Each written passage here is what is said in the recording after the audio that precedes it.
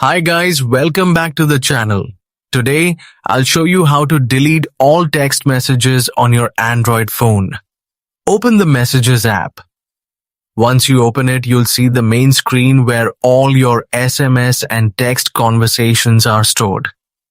This is the place where every message you have received or sent appears.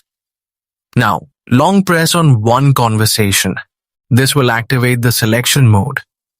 After that, you can start selecting other messages or conversations by tapping on them one by one until everything you want to remove is selected.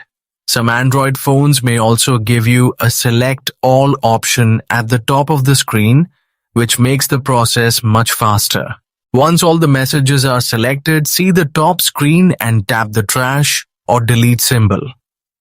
Now tap Delete or Move to Trash, and your messages will be removed from the phone. Your inbox will now be clean and organized. If you found this tutorial helpful, don't forget to like the video, share it with your friends, and subscribe for more simple and useful tech tips.